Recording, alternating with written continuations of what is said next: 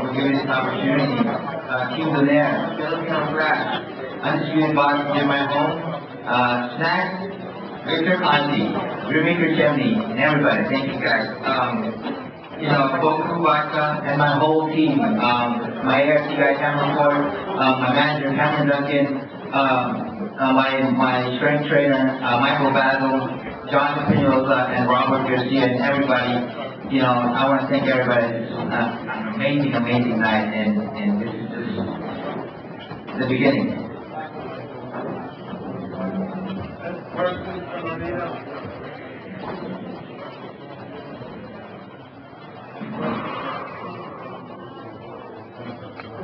Actually, if you asked me that 3 months ago, December, after the fight, when I go to the fight with Fernando Montiel, some everybody second round. And I said it. I don't know if anybody here can say that, but I said second round, right? I told you second round, right? Yeah, I said second round. I told a lot of people second round. I mean, it wasn't just to be cocky or anything. It was just to motivate myself to see and not be afraid of what can happen in there. I mean, that too could also be a tool in my record, you know, or as I tell myself, you know what, that too, it's gonna be the that two belt, it's gonna be the second round, it's gonna be everything too that's possible, and that's possibility and positive for me. So, you know, I call that round the second round.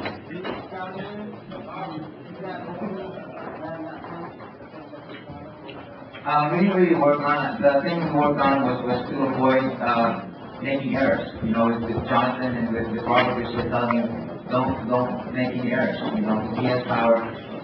But to be honest with you, the second round, that's why it seems like I was losing that round, is because I wasn't being attentive where he's going to be. His movement, his body, and where his head is going to be after he punches. And when I figured out where exactly he was going to be, I knew regardless if I closed my eyes, it was going to be there as long as my punches were in that direction, in that coordinate, and that's what exactly happened. Nonito, over here. I know it's been a long road for you. It's been frustrating the last couple of years. Not getting the fight you want. Do you feel now you have a prize as a true bona fide star? I don't know about the star yet, but I definitely believe that I belong in that pound for pound, and I believe that I'm the best bantamweight right now. And this is just the beginning of it. Hey, what's up, Tim? Congratulations, baby. Thank you so much, man. But thank you, baby. Thank you. To answer your question, I believe that you know, superstar. You know, I don't know. You know, that's up to the people to decide. That's really not my decision to make. I can say I'm a superstar, but if everybody feels that I'm not, then that will be me. But I honestly say that I do belong in that pound for pound now, and I you know, it could be top 10 or wherever it is. But you know, I believe that I'm the best bantamweight right now. Where's that punch rank in your career? You know what? That chin punch was pretty sweet, but you know, I gotta say that was a perfect punch. The other one was perfectly timed too, but I think that this was the hardest punch compared to the other one, because the other one was set up. This one was I was on my. I was so surprised he got up because I put everything in that punch. I knew where he was gonna be, and you know, that was the hardest punch I had ever thrown in my life, and I was surprised he got up. Well, to answer your question, that would be number one.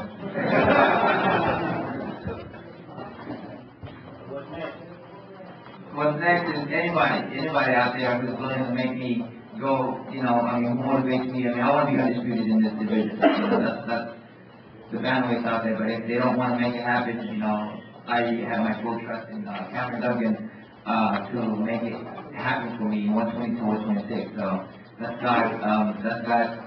I have faith in God, so whatever it is, I'll just go with the flow. So you wouldn't mind fighting 122 or 126? Definitely not. I think that, you know, even if people say they're better than me right now, I believe that it's what gets me better. It's what gives me that motivation to train and be the best who I can be. And to me, I'm here in this world of boxing because I want to see where this little boy who never believed in himself, who never thought that he was going to be a world champion, who never had any future or never believed in any future, can go. How far you can go, and most of all, at that time, when I do find that height of the pinnacle of my career, I hope that I inspire many kids out there to do their best, kids who are bullied like me, or kids who never believe in themselves. You know, that's what I want to do, is inspire them as much as I will inspire other people.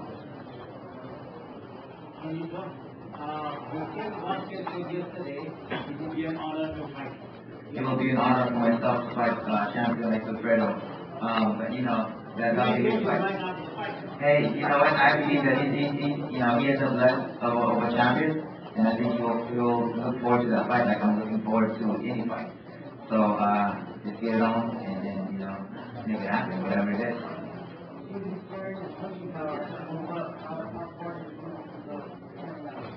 I've always had that power, except that I've always had to cut down so much that I was weakened. One tool was already weakened, one, you know, definitely weakened too. You know, 118, I feel very comfortable. I had my speed, I had my power. And as I go up, I think that you will see a more ferocious Nonito than that. And of course, that helps my team.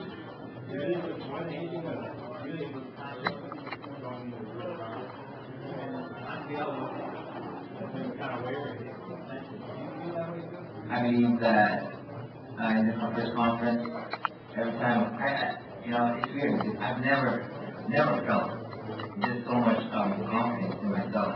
But I think that because I have the great team behind me, you know, I work my butt off in training. You know, I'm a monster man. That's what Victor Conti said. I'm a monster man. And you know, that's the confidence I went in that ring. You know, but I look in Montiel's eyes. There was doubt. There was fear. You know, but I used to have similar mentality, and that was a dangerous thing if you underestimated that, because once you get in that ring, it all disappears.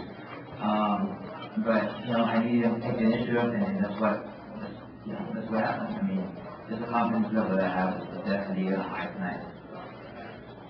How much of a difference does Robert Garcia make as far as your game time? First of all, thank you for the drums and the gloves. Robert Garcia, every time that I fall into that demon in my head that I can't do it, I can't do this, the pressure is there, that's when Robert comes in and balances me out and tells me, man, you did great. I've never seen so much talent as much as you know, and I'm good at Robert, but hey, Nonito, you know, you're good, man, you're good. You're amazing, man, you have all that talent, and you know, you're the best, man. So that's my Robert Garcia impersonation. But he's amazing, man. I love Robert. He's just one of the guys I have so much respect for.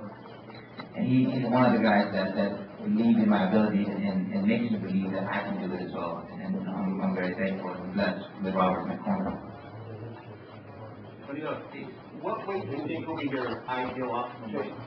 You know what? That depends. I mean, it could be at this weight, it could be at 122, 126, wherever. I want to do my best. That's all I want to do. Is, you know, see the best of my ability. You know, I want to go as high as 130, maybe 135.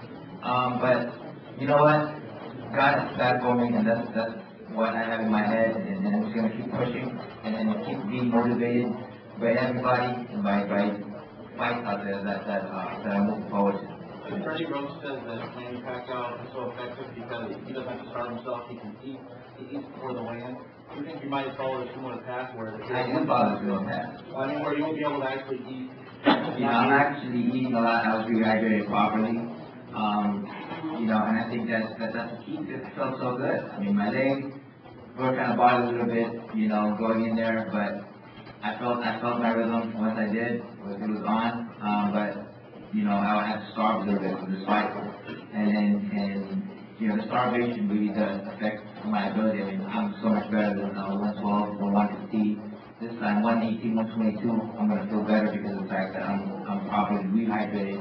I'm in my natural weight. No one can catch me. Do you know that you upset Manny Pacquiao? He came to watch you fight without the game in the finish like that. You know, and they told me he was already in the building, so I was really up to it, you know. I was. If they told me, Robert told me, he said, hey, come down a little bit, you know, maybe he'll arrive, but I would have totally done it. I mean, I am such an honor that Manny even come here to see my fight. Yeah, he tried to get here on the private plane. I mean, that just goes to show. And like I said, I don't mind being called number 2. Because Manny is the one that made the Filipinos, that created the Filipinos in boxing. And that had that attention from everyone. And when I come in there, it was like 50-50 with the Mexican and the Philippines. It was amazing. And then just because Manny Pacquiao done that, and you know what?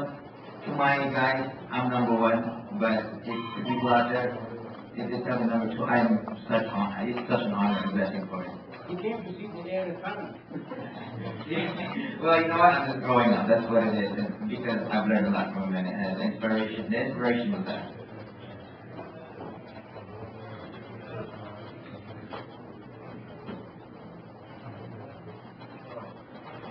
Yeah, I forgot to say because I got so very excited. And, first of all, I wanted to thank Montiel for this opportunity, that he's given me. And he's a good friend of mine. He's a nice guy. And, I hope that he's doing okay. I was telling these guys I came out there to visit and tell them if he was okay. And, if anything, it's just have prayers and just, for me, I just have so much respect for Fernando Montiel. And I hope that he gets up, come out of there and just, be healthy and good and ready to fight for the next fight. But the respect level is there, and I just want to thank him, and I hope that he's okay. Thank you guys so much. How soon do you want to get back in the ring? You know what? That's when we have to, Fernando.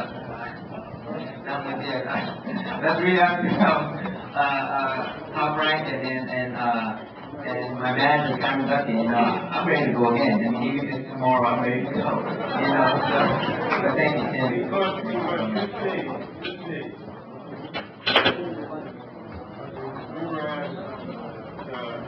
Fernando and Nonito going to the 6-man tournament, and we refused. First of all, if you're in a 6-man tournament, it takes 2 or 3 years of your life. Now, Nonito fought Montiel, and it's on to the bigger and better thing. You cannot do effectively a 6-man tournament because it takes too long to do. And boxing is not the World Cup of soccer. 4-man tournament, 8-man tournament, that's okay. Loser goes home. But 6-man tournaments don't work in boxing. Every reward from the great fighters in the world is still involved in that tournament.